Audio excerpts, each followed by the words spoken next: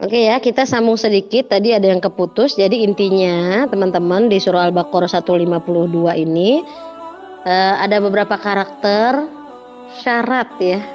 Sebenarnya kan kalau mencintai itu harus tanpa syarat ya. Bukan syarat ya, mungkin kalau bisa dibilang cara simple supaya kita selalu diingat Allah. Yang pertama apa? Ingatlah Allah, ya kan? Kemudian apa? Washkuruli. Yang kedua, supaya kamu diingat Allah, pandailah bersyukur gitu ya. Banyak-banyak bersyukur. Kemudian nasihatnya wala takfurun. Ini juga sifat positif yang harus kita bangun ya. Karena yang ngasih nasihat adalah Allah. Ini adalah kalamullah, perkataannya Allah. Berarti apa? Ketika ada sebuah perintah dalam Al-Quran, maka sebaiknya dilakukan. Kenapa harus dilakukan? Pasti ada banyak kebaikan dari perintah yang sudah tertulis dalam Al-Quran, insya Allah ya. Maka yang pertama apa? Cara simpel supaya kita diingat Allah adalah ingat selalu Allah. Kemudian yang kedua, selalu bersyukur di setiap kondisi dan suasana ya. Dalam kondisi senang maupun susah, sakit ataupun sehat, ada masalah ataupun gak ada masalah, nomor pertama yang harus kita ucap adalah Alhamdulillah. Terima kasih ya Allah, kau berikan aku masalah hari ini. Alhamdulillah, berpuluh-puluh tahun hidup hanya hari ini masalah yang ku dapat gitu ya. Itu caranya supaya kita terus bersyukur dan punya spirit untuk melanjutkan hidup, menerima kenyataan. Yes. Kemudian apa?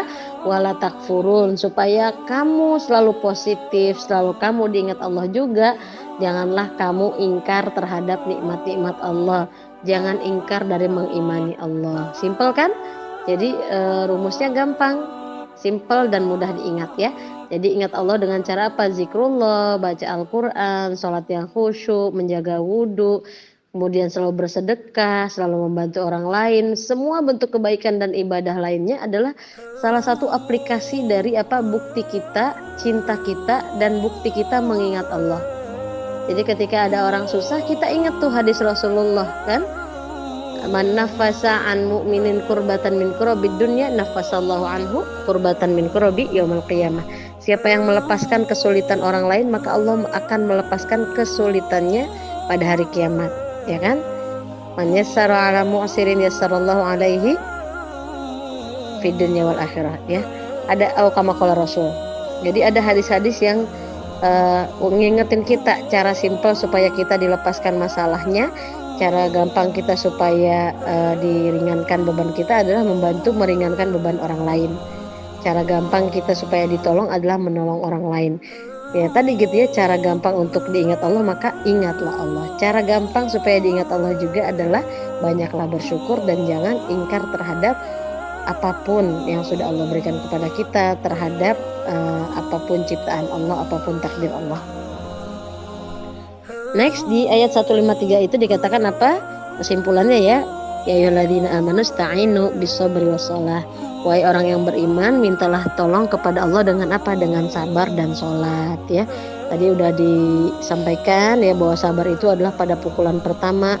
Kalau sudah berlarut-larut baru bilang sabar, udah nggak ada pahalanya. Jadi pahala sabar itu didapat kali pertama kita mendapatkan satu hal yang tidak mengenakan, kemudian kita bilang sama Allah, aku ikhlas, aku pasrah, aku ridho, aku terima ya Allah, aku sabar ya Allah. Nah seperti itu ya. Makanya ketika ditimpa masalah, tinggal bilang ke Allah, ya Allah berikan pahala atas musibah yang menimpaku, rasa yang tidak enak ini, dan gantikan dengan nikmat yang lebih baik ya. Jadi makanya apa? Kata Allah, mintalah tolong kepada Allah dengan apa? Dengan sabar. Solusi pertama, setengah dari solusi kita adalah sabar. Setengahnya lagi apa? Dengan sholat. Sholat maksudnya apa? Minta petunjuk sama Allah, ya kan? Supaya apa? Supaya kita tidak salah dalam bersikap, supaya kita tidak salah dalam memutuskan, supaya kita tidak salah dalam mengucap, ya kan? Kadang-kadang ketika kita diuji satu permasalahan, kita kan suka nggak sabar, ya kan? Akhirnya ketika nggak sabar, mulut kita melakukan kesalahan, apalagi banyak bicara. Makanya diantara cara supaya dapat solusi adalah kalau bisa kurangin bicara kalau lagi ada masalah ya. Karena ketika kita banyak bicara, akhirnya solusinya nanti makin jauh. Tapi kalau kita berusaha untuk tahan bicara, hanya melibatkan Allah saja, insya Allah itu akan cepat dapat solusinya ya. Makanya apa? Sabar setengah daripada solusi. Selanjutnya apa? Sholat. Minta petunjuk kepada Allah, apa yang harus aku lakukan ya Allah. kepada siapa ya Allah aku menyampaikan masalahku agar aku mendapatkan solusi terbaik ya Allah. Itu betul. Jadi sholat ya, sholat itu kan di situ di dalamnya ada doa ya kan, ada ayat-ayat Al-Quran ya. Jadi penting banget ya teman-teman. Jadi mintalah tolong dengan sabar. Kemudian sholat.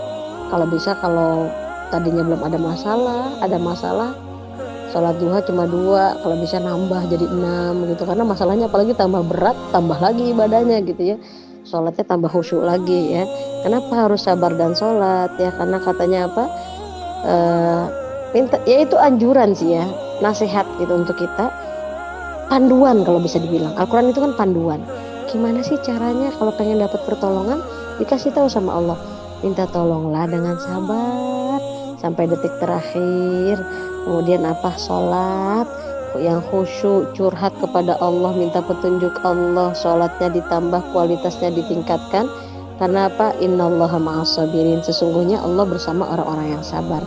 Jadi selama teman-teman sabar, insya Allah teman-teman akan selalu dibersamai Allah.